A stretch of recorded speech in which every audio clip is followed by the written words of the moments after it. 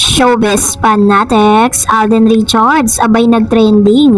Sino nga ba ang kagalit ngayon nitong si Alden Richards? Ang lahat ng yan. But before that, if you haven't subscribed yet to my YouTube channel, please don't forget to like, share, and subscribe at hit mo na rin ang notification bell for more showbiz updates.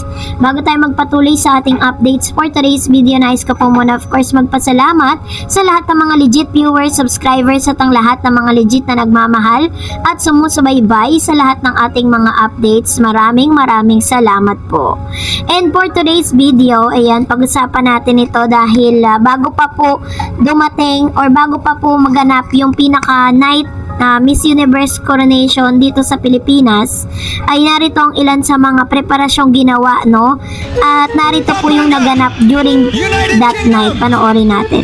Quezon Province, Cebu, Bacoor, Northern California, Baguio, Laguna, Cainta, Zambales, Palan, Taguig, Australia, Bulacan, Pasig. As expected, trending ang pangalan ni Alden Richards sa X na dating Twitter at iba pang social media platform habang nagaganap ang pag-host niya sa Miss Universe Philippines 2024 kasama si Miss Universe 2022 Arboni Gabriel sa SM MOA Arena nitong Miyerkules ng gabi. Nakatutok ang mga fans ni Alden sa livestream ng pageant at panay post nila ng positive comments. Puring-puri na mga panay at looks at husay ng Asia multimedia star ang pag-host. Alden looking his dapper best tonight. Ang pogi ni Tisoy halatang in love at inspired. Ang galing ni Alden mag-host. Asang-asana siya sa Itbulaga Sunday noontime show at talent search competition ng Kapuso. Pero marami rin ang nakatutok sa YouTube live ng Miss Universe Philippines. Ang hindi bet ang ginagawang pagsisigaw-sigaw ni Alden habang nag-host. Parang araw may kaaway ang collab team ni Catherine Bernardo. Pareho raw sila ng isa pang host na si Team Yap na sigaw ng sigaw sa coronation night. Nagbiro nga ang ilang marites sa online world na nagpupuyat sa panonood kung hindi ba raw nagtatalo sina Alden at Team. Sino inaaway ni Alden? Galit ba siya? Bakit sigaw siya ng sigaw? Nasa mall show ba si Alden? Bakit kailangan niyang sumigaw? Ako lang ba na-stress sa kakasigaw ni Alden? May netizen din na mas bet si Gabby Garcia as main host than Alden. Gabby Garcia deserve a spot for more as main host than Alden Richards. Not a hater, but Gabby has thrilling announcement and incredible hosting. Make her a regular host. Pero syempre, hindi pumayag ang fans ni Alden sa mga batikot sa tinatanggap ng idolo habang pinapanood nila itong nag-host online. Palaban sila ha, talagang pinagtatanggol nila ang Kapuso host. Magaling si Alden no, pampagising kaya minsan kailangan sumigaw para din itaas uli ang energy sa loob ng MOA Arena. Ang OA ng ibang netizen ha, okay lang naman tono ni Alden, dami kasi tao doon sa venue para marinig at walang makatulog. Napasaya niya ang manonood kahit may mga side comments. Tama lang naman ang pag-announce niya ng top 20. Ganon dapat, energetic para mas exciting at nakakakaba. Napansin din ng ilan na mapanuring netizen na hindi nag-a-adlib si Alden unlike Arboni and Jenny May while hosting. Nakadepend lang daw ito sa script na binabasa niya sa teleprompter. Kaloka. Pero mukhang aware si Alden sa live comments sa viewers at netizen kaya kapansin-pansin na medyo subtle at medyo binawasan niya ang pagsigaw nang inanunsyo niya ang top 5 na kinabibilangan ng mga candidates from Quezon Province, Baguio, Cainta, Bulacan at Taguig. Ligwak sa top 5 ang Cebu, Iloilo, Bacoor, Pampanga at Zambales. Si Chelsea Manalo ang Bulacan ang kinoronahan ng Miss Universe Philippines 2024. Kinabog niya ang mga veterana sa beauty pageants ng mga frontrunners. So, samantalang kahit ano pang sabihin ng ibang netizen, proud ang supporters ni Alden Richards dahil 2 years in a row na ring nag-host ng Miss Universe Philippines Coronation Night ang lead actor ng Hello Love Again ha. Anyway, congrats sa mga bagong Pinay Beauty Queens. So, ganun nga yung sinabi nila, para pong si Alden Richards daw ay may kagalit. Para daw silang nagsasabihan nitong si Team Yap kasi parang sigaw silang sigaw. Although marami mga side comments, pero all in in all, marami rin naman mas natutuwa doon sa ipinakita ni Alden Richards. Pero isa lang din ang napansin ng mga netizen na si Alden daw ay mas lalong naging fresh dahil inspired at in love. So, kayo po, anong saloobin ninyo patungkol dito, comment down below. At dahil dyan, namili tayo ng mga komento ninyo patungkol sa ating mainit na updates kahapon. So, magbasa tayo ng ilang mga comment.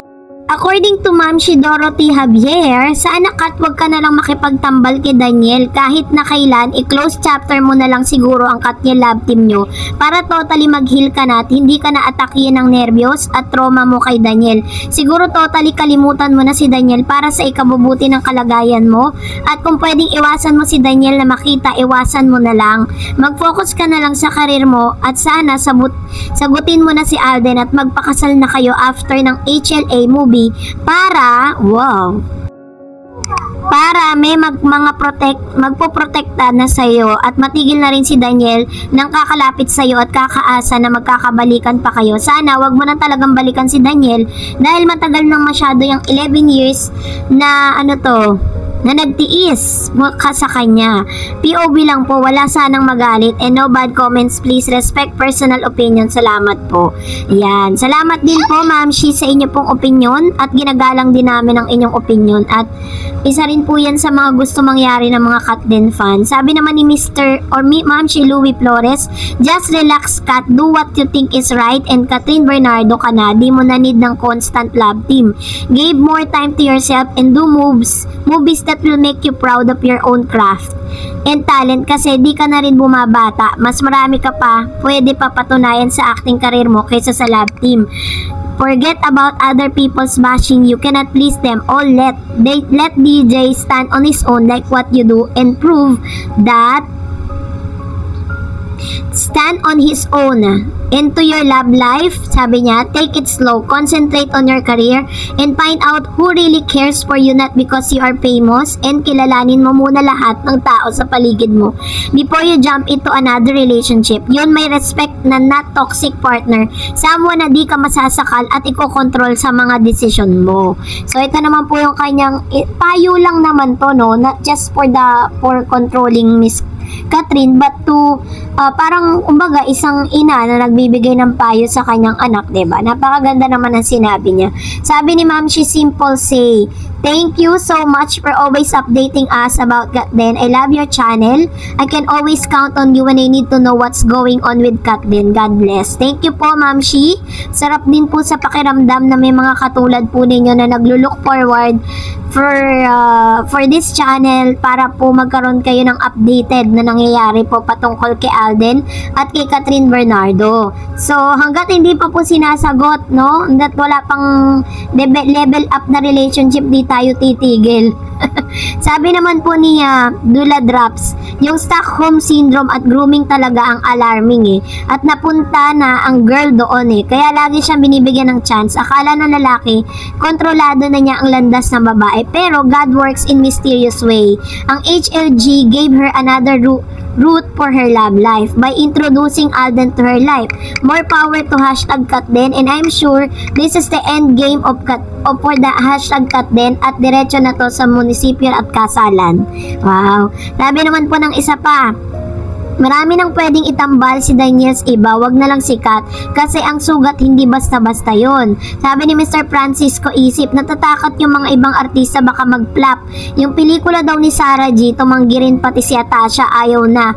Ni Aga, baka raw madama yung anak niya. Di kasi makakalimutan ng mga netizen yung ginawa niya kay Kat, yung pambababae niya. Ayan. So ito naman po yung kanyang komento patungkol sa bagay na ito kasi hanggang sa ngayon po, wala pa pong ino-offer dito kay Daniel. Maging yung movie nila ni Sanjo Marudo, hindi na rin po na ipalabas, na cancel na rin po. Sabi ni Ma'am si Amelita Nodalo, marami namang pwedeng itambal si Daniel sa iba, wag na lang sikat kasi ang sugat hindi basta-basta yun.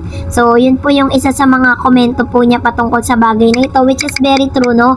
Hindi pa ito yung oras at panahon, no, para po talagang na itambal, na magtambal po silang dalawa. But anyways, maraming salamat po sa inyong mga komento, and that's it for today. For more videos and updates, please don't forget to like and subscribe, and please don't forget to follow my Facebook page, Dar Eds TV. God bless everyone.